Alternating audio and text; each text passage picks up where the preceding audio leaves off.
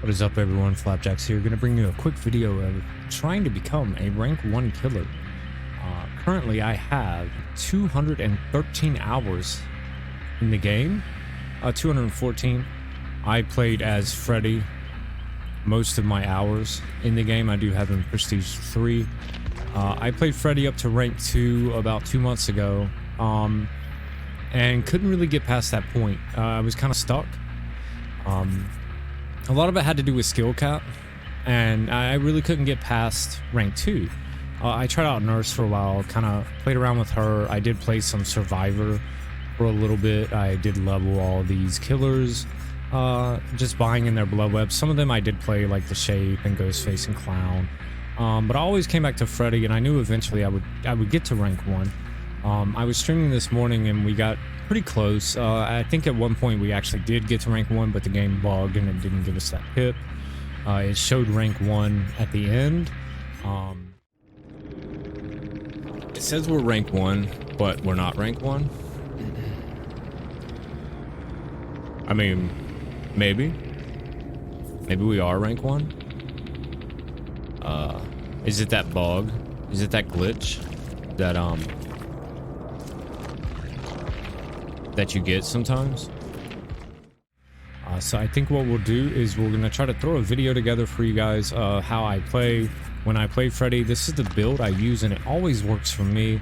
I actually switched over to discoordinates. I was running a barbecue and chili for obvious reasons. The only problem I have with discoordinates is survivors will notice that you have discoordinates and they will split up. You notice it near the end of the game and also at the end of the game when there's multiple people dead. Discoordinates doesn't have as much value because everybody's going to be split and not a lot of people are going to be working on gens together. I did switch over to a pallet build, which sounds kind of crazy. Yes, snares are probably better, but the way pallets play, I do enjoy them. I have more fun playing pallets. They did give Freddy a slowdown whenever he is placing his snares. It's not noticeable. It's 4 meters a second off of 4.6. But to me, I feel like I have more fun playing paint thinner, playing, you know, prototype claws, getting pallets laid and having them actually drop pallets. There's nothing more rewarding than a survivor looping you, running to one of your pallets, dropping it and getting a hit or getting it down.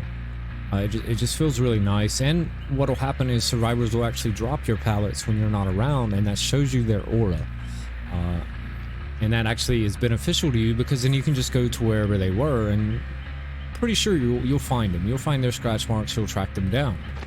So I think what we'll do is we'll jump into a couple games and we'll get the rank 1 video. And I'll actually commentate after the video and kind of tell you what I was doing and why I was doing it and stuff like that. So yeah, let's jump right in there. Alright, so this is the gameplay, and I'm going to try to commentate it as quickly as possible. During the game I might pause it a few times and just kind of catch up to what's going on the screen. And so this will be the rank 1 round. It's on Blackwater Swamp, one of my favorite maps. Enjoy. First things first, I'm going to look for any signs of survivors. I'm going to drop any pallets I can. It's going to be the first thing I always do. Listen for crows. I hear crows over there, so that's where I'm going to go first. This map is very good for crows.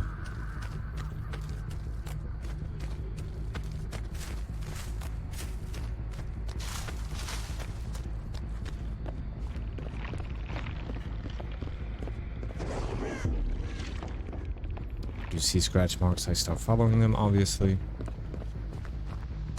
Now here's where I need to make a decision. Is this chase worth the time? If I don't get any value out of this chase, I will stop chasing. So I pick up another chase. I see her go to Killer Shack, so I move on to this person. I think she jumps down right here, but she actually doesn't. That's okay.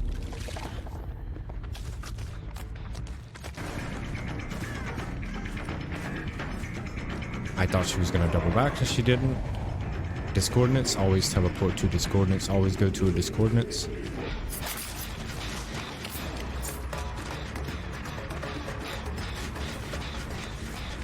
She goes also in a killer shot. At that moment, I knew that they were a good team. She did not drop God Pallet. She wanted to take a hit before she dropped God Pallet.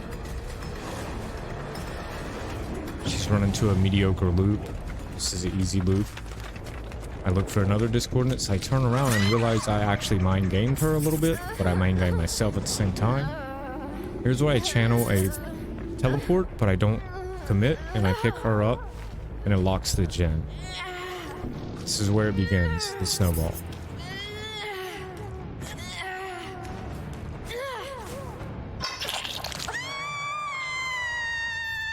I know where they are. I head that way.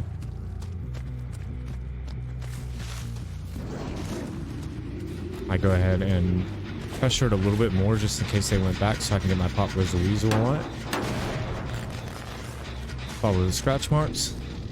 There's another survivor. I see that she's wanting me to chase her, but at this point I want to kind of guard the hook a little bit. Kind of proximity camp just a little bit because I know they're going to come for it. And here they come. At this point in the game, I am looking for, obviously, hooks, but any injuries would be beneficial. Whatever keeps them busy. I need to make sure everyone stays asleep as well. If you're asleep and Freddy unhooks you, or if you're asleep and you get unhooked, you do not have borrowed time. Which is where I take advantage of that. That some may call a tunnel. I leave her slugged.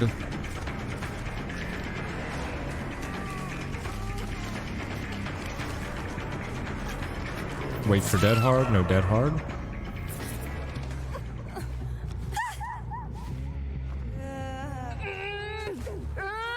So after I hook her, I look for any gens that are not blocked. That one is not blocked. I start teleporting. I see they got her up, so I move on. Go ahead and Pop Goes the Weasel. Look for the person momentarily. I don't stay long. You never want to stay. If you can't find someone, move on. It's not worth the time. I look in the usual hiding spots. I do see her.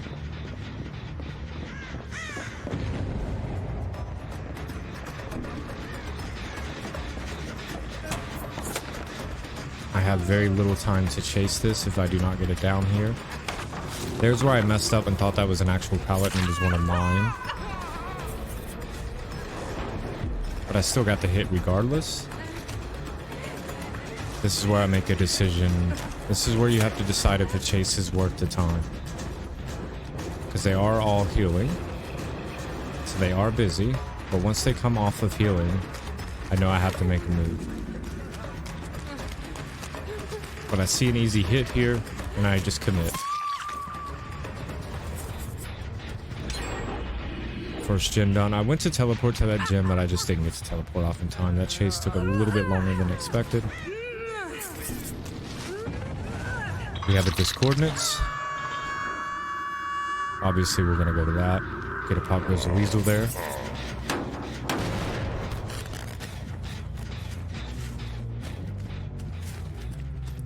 We go back to proxy camp, and we see someone heading to the hook.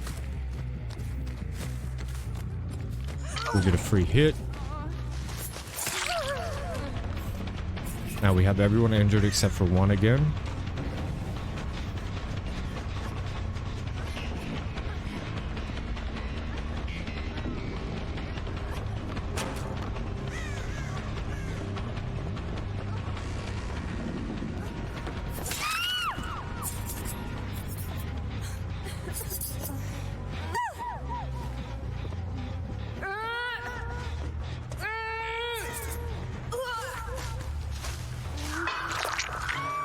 We hear crows, so we know someone is up top.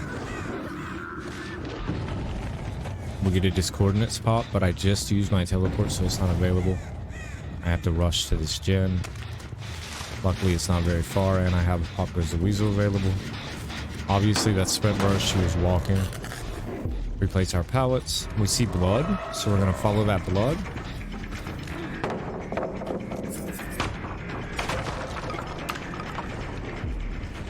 If people are not around and someone drops a pallet, I replace that pallet. Only one survivor knows that that pallet is broken. That's why we replace it.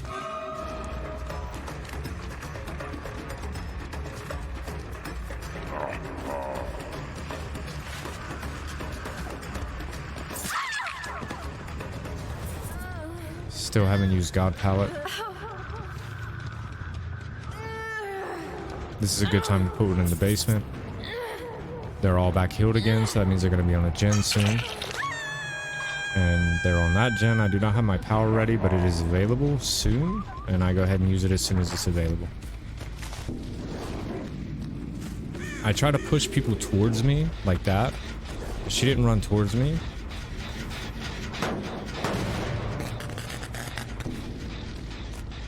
We commit to this chase very little. We know she has sprint burst. She walked away. The one girl killed herself on hook in basement, which is kind of an interesting play. We missed that, and I was kind of unsure that we actually missed that. But luckily, this survivor got stuck in the corner. We own that pallet. Or we do not. I'm sorry. We do not own that pallet. We now own that pallet.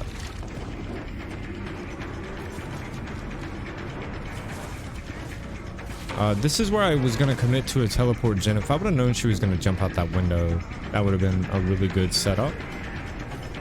So we would have appeared right in front of her. We lost another gen. We need to have to regulate ourselves here and stop chasing so long. We come back to this to see if the person is over here. And then we come back to this chase. Sometimes survivors will get comfortable when you walk away from them, which is another miss. And that's okay.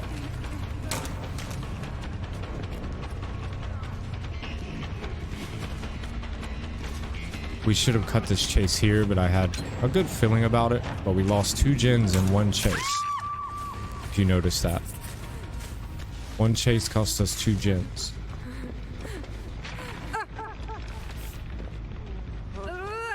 We're on hook number 7 with 2 gens left. And at this point I look around to see what gens are kind of in a row. I would love to set up a 3 gen, and there really is no option for a 3 gen here. That was not the best hiding spot, but that's okay. It's just bad luck for her. We own this pallet. That is a very rewarding feeling when they drop a pallet and it's gone. So now we have a really good setup. We have 2 on hook and one we know is in basement, so we know where they all are. She's now dead on hook. So at this point, I knew that is a GG. It's going to be extremely difficult for 2 people to get 2 gens done. And they're both injured. So I knew that was a good game. I see her running that way, so I teleport and turn around and try to catch her again. That's a very common tactic with Freddy. You want to do stuff like that. Teleport ahead of them if you can. If you can, I mean, sometimes you'll have a situation where you want to save your teleport for discoordinates. I leave her slug because I am going for the 4K. I wait here to see if I see any scratch marks. Because sometimes survivors will come over to where a chase is happening. When they know someone is going down, especially if they're a swift. So I go back for a pickup. What I want to do here is I want to pick her up, set off my corrupt intervention, but I notice she gets picked up herself. And I know that wasn't unbreakable because it happened way too fast. So obviously they're both here.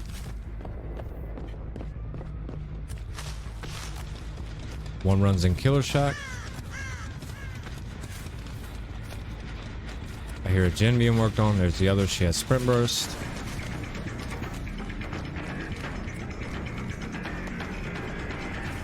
Now we know this person is a better looper than the other.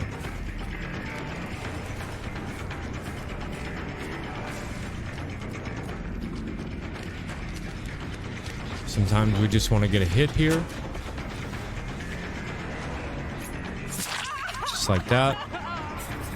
She's going to wait for a pallet. They're finally going to use God pallet, which is They saved it the entire game. I respect it. I do. It's good plays. The other girl doesn't know God Pallet was thrown. There's the other. I knew she was working on that gen. She has a toolbox. Go ahead and down her again. We're going to bait her.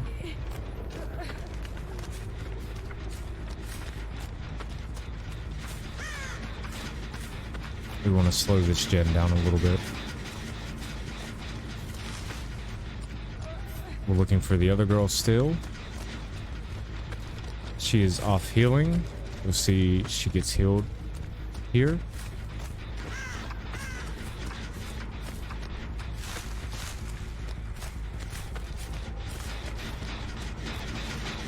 We kind of proximity camp the area.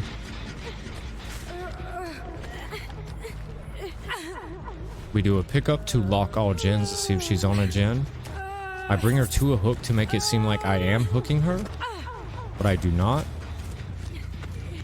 Sometimes that'll make a survivor appear.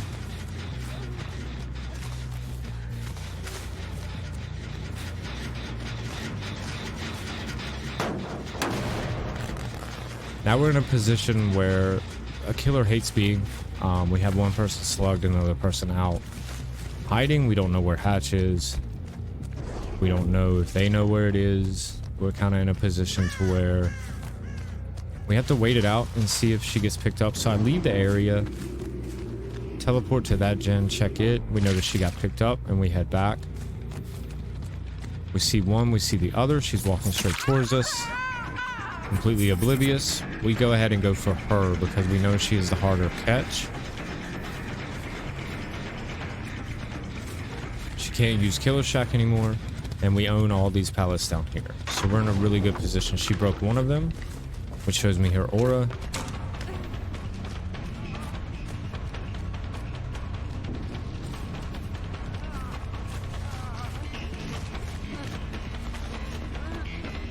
We do not own the pallet here to our right, which she does play. But instead of camping, she goes to run off and then turns around, and that just took too much time from her. So we make a decision here. At some point you have to hook. So we go ahead and hook this, and we look for a hatch.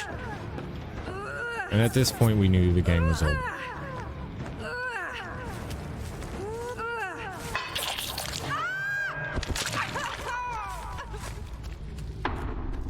I go ahead and head back over first to see if I can see her. And I notice the gen is not sparking, so she has been here. We head back to where the hook was, see if we can find Hatch. I hear it.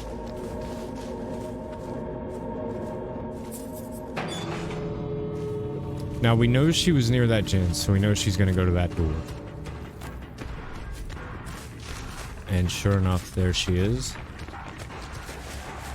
She tries a little chase here. We know she's a weak looper. She's not the best. We own pallet here. She drops it, and that's a GG. She did not know that pallet was thrown already. So we got 3 good pallet drops and 3 good downs out of each pallet drop.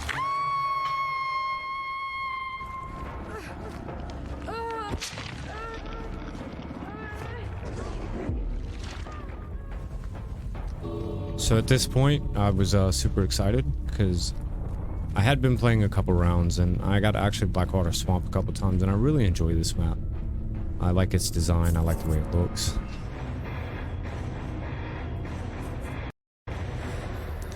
And this was the end. We picked up rank 1 killer from this round right here.